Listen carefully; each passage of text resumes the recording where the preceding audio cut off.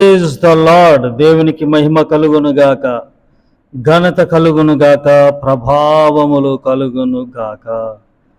బోలో యేసు మహారాజ్ కి జై. బోలో యేసు మహారాజ్ కి జై. బోలో యేసు మహారాజ్ కి జై. స్తోత్రం, స్తోత్రం, స్తోత్రం. ప్రభు మనకిచ్చిన ఈ నూతన దినాన్ని బట్టి ప్రియులారా, మనసారా ప్రభును స్తుతిద్దామండి. మనసారా ప్రభును స్తుతిద్దాం, గణపరుద్దాం. అందరును మనస్ఫూర్తిగా రెండు చేతులు ఎత్తి స్తోత్రం, స్తోత్రం. నీతి న్యాయములు జరిగించే ప్రభు ఆయన. నీతి న్యాయములు జరిగించు నా యేసయ్య, నిత్య జీవార్థమైనవి నీ శాసనములు. నీతి న్యాయములు జరిగించు నా యేసయ్య, నిత్య జీవార్థమైనవి నీ శాసనములు. వృద్ధి చేసితివి పరిశుద్ధ జనముగా, నీ సుమైన స్వాస్థ్యమును. రద్దు చేసితివి ప్రతివాది తంత్రములను, నీ రాజదండముతో. నీతి న్యాయములు జరిగించు నా యేసయ్యా, నిత్య జీవార్థమైనవి నీ శాసనములు. నీతి న్యాయములు జరిగించు నా యేసయ్యా. మనస్ఫూర్తిగా మరి దేవుడు అనుగ్రహించిన నూతన దినాన్ని బట్టి మనసారా రెండు చేతులెత్తి ప్రభుని స్తుతిద్దామండి. స్తోత్రం, స్తోత్రం.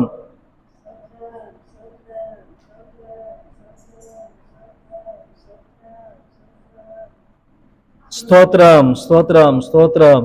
ఈరోజంతా మీకు కృప కలుగును గాక, క్షేమము కలుగును గాక. ఈరోజంతా మీకు మంచి కలుగును గాక, శుభం కలుగును గాక, లాభము కలుగును గాక. ఆమేన్, ఆమేన్. మీ చేతి పనులను, చేతివృత్తులను, వ్యాపారాలను, మరి ఉద్యోగాలను నా ప్రభు ఆశీర్వదించును గాక.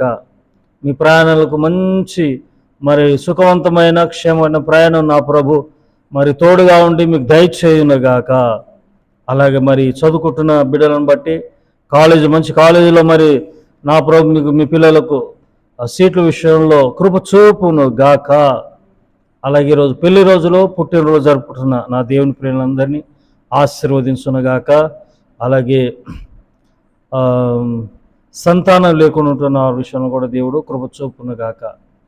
పిల్లలు లేకుండా వారి విషయంలో, అలాగే పెళ్ళిళ్ళు కాకుండా వారి విషయంలో కూడా నా ప్రభు మరి దయదలిచి ఆ ప్రభు అద్భుత రీతిగా ఆశ్చర్యకార్యాలు జరిగించునుగాక.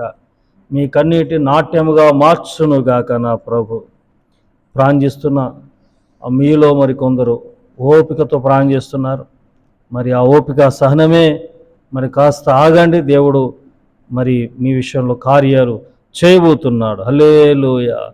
సొంత గృహాలు లేకుండా ఉంటున్న వారి విషయంలో కూడా మరి నా ప్రభు మరి సొంత గృహాలను విశాలమైన స్థలాల్లో దయచేసి మిమ్మల్ని ఆశీర్వదించునుగాక. వీటన్నిటి బట్టి యేసయ్యకు స్తోత్రం చెబుదామండి. స్తోత్రం, స్తోత్రం, స్తోత్రం, స్తోత్రం, స్తోత్రం. ప్రియులారా, మరి వాక్య పరిచయం కూడా ఉంటుంది, దయతో మరి గమనిస్తూ ఉండండి. చివరిలో వాక్య పరిచయం ఉంటుంది స్తోత్రాల ద్వారా. ఈ అరుణోదయ ప్రార్థన కాబట్టి స్తోత్రాలు చెప్తూ మరి ప్రభువును గణపరుస్తూ ఉంటే మీ చుట్టూత దేవుడు ప్రకారాలను నిర్మిస్తాడు. హల్లెలూయా. మన భారతదేశాన్ని బట్టి మరి నాయకులను బట్టి, పాలకులను బట్టి, భారతదేశంలో ఉన్న క్రైస్తవ సమాజాన్ని బట్టి, క్రైస్తవ సమాజం వలన ద్వారా జరుగుతున్నటువంటి సాంఘిక సేవను బట్టి, సంఘాలను బట్టి, సంఘ కాపురులను బట్టి సమర్పించుకొని ప్రతిష్ఠించుకొని మరి పానార్పణంగా పోయబడుతున్న ప్రతి సేవకుని, ప్రతి పరిచారకుని బట్టి, అలాగే యేసయ్య కృపా పరిచర్యను బట్టి, మమ్మలను బట్టి, సంఘాన్ని బట్టి, పరిచర్యలో సహకరిస్తున్న ప్రియులను బట్టి త్రియేక దేవునికి స్తోత్రం చెబుదామండి. స్తోత్రం, స్తోత్రం, స్తోత్రం, స్తోత్రం, స్తోత్రం, స్తోత్రం. ఆమేన్, ఆమేన్. స్తుతి మహిమ ఘనత ప్రభావములు యేసయ్యకే కలుగును గాక. మీ అందరికి వందనాలమ్మా, వందనాలయ్యా, స్తోత్రం. హల్లెలూయా. అందరు బాగున్నారు కదండి? చాలా సంతోషము. మరి మీ వలన అనేకులు మరి సంతోషించాలి. యోహాను పుట్టుక వలనంట అనేకులు నిన్ను బట్టి ఎవరు బాధపడకూడదు, ఎవరిని బాధ పెట్టద్దు, నీ వలన అనేకులు సంతోషించుదురుగాక. ఆమె చూద్దామండి, వాక్యంలోకి వెళ్ళిపోదాం. అరుణోదయ ప్రార్థనలో డైలీ బ్రెడ్కి అంతా ప్రభు ఇచ్చిన వాక్యాన్ని మనము చూద్దాం.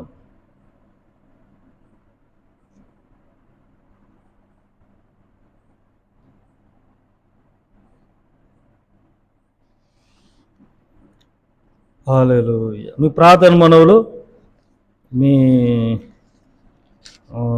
అంశాలు ఉంటే తెలియజేయండి. స్క్రీన్ మీద కనబడుద్ది, చూడండి ఒకసారి. స్క్రీన్ మీద కనబడుద్ది. ఇప్పుడు ఫోన్ నెంబర్ కనబడుద్ది, చూడండి.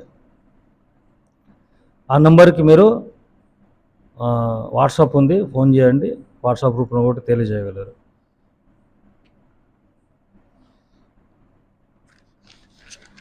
వాక్యంలోనికి వెళ్ళిపోదామండి. కీర్తనలు 50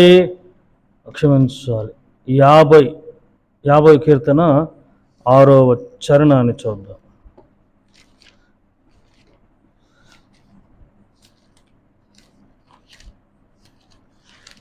50 కీర్తన 6వ చరణం చూద్దామండి.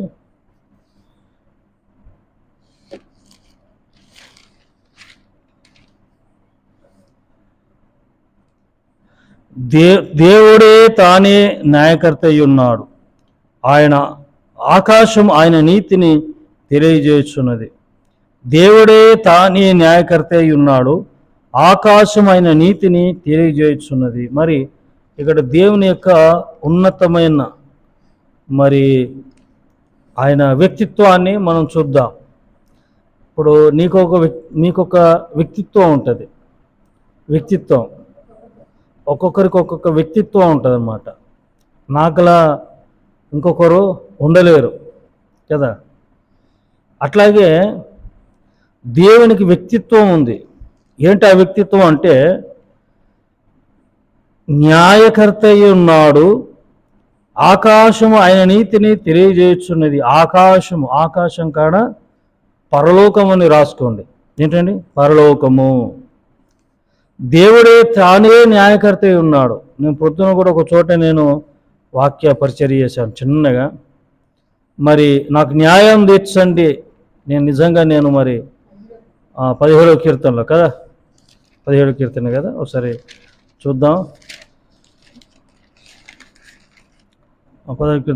యెహోవా న్యాయమును ఆలకించుము, నా మోరాను అంగీకరించుము, నా ప్రార్థన చెవియొగ్గుము, అది కపటమైన పెదవుల నుండి వచ్చినది కాదు.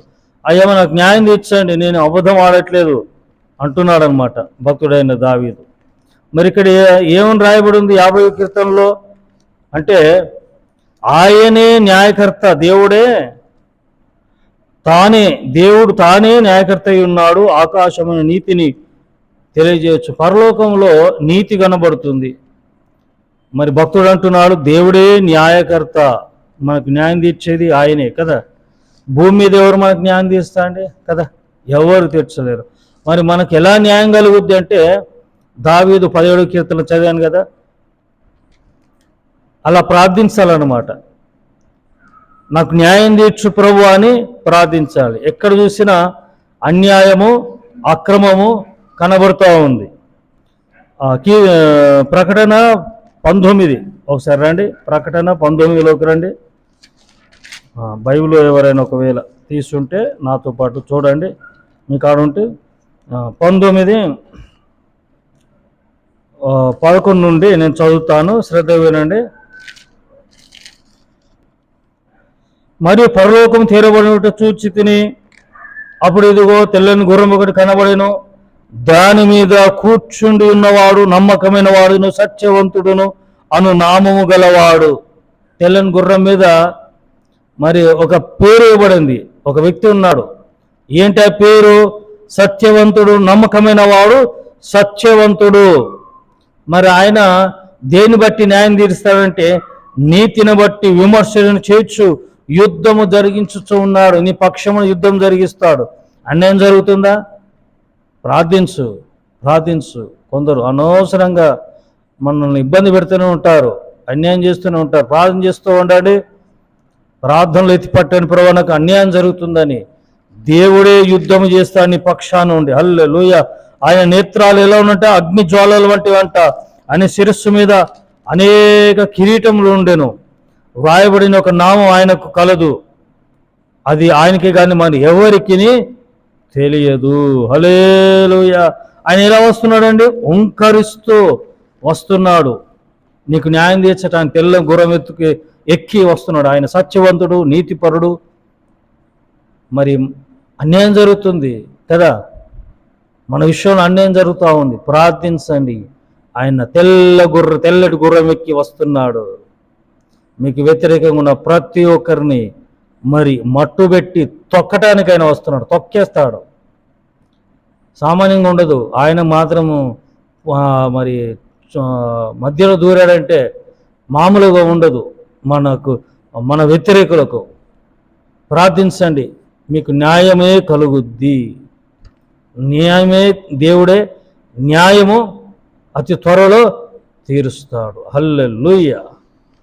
ఆయన పేరు ఇవ్వబడింది న్యాయవంతుడు, నమ్మకమైన వాడంట, నీతిపరుడంట, సత్యవంతుడంట. హల్లెలూయా. God bless you. భయపడకండి, భయపడమాకండి. ఎవరో బెదిరిస్తున్నారు, ఎవరో నిందిస్తున్నారు, ఎవరో భయపెట్టిస్తున్నారు. ఏమీ కాదు. ధైర్యంగా ఉండండి, మౌనంగా ఉండండి, చాలా జాగ్రత్తగా ఉండండి. ప్రార్థన అండి. పరిశుద్ధుడా, మహోన్నతుడగు తండ్రి, ఈ వాక్యమైన ప్రతి ఒక్కరిని ధైర్యపరిచినందుకు స్తోత్రం. సత్యవంతుడు, నమ్మకమైన వాడవని నామం మీకు ఇవ్వబడింది. తెల్లటి గుర్రం మీద వ్యక్తి కూర్చుని ఆయన ఎవరో కాదు, మీరై ఉన్నారయ్యా. మా పక్షం మీరు ప్రభా తీర్పరిగా ఉన్నారు. ప్రభా వాక్యం వింటున్న వారి విషయంలో కూడా ప్రభా ఎంతో అన్యాయం జరుగుతుండవచ్చు కొందరికి. మీరే తెల్లటి గుర్రం ఎక్కి యుద్ధము చేయండి. హల్లెలూయా. కార్యాలు జరిగించండి. యేసు నామములో ప్రార్థిస్తున్నాం తండ్రి, ఆమేన్. త్రియేక దేవుని కృప, తండ్రి కుమార పరిశుద్ధాత్ముడు సదా మీ అందరికీ తోడైననుగాక. ఆమేన్. God bless you all. May God bless our India. Praise the lord.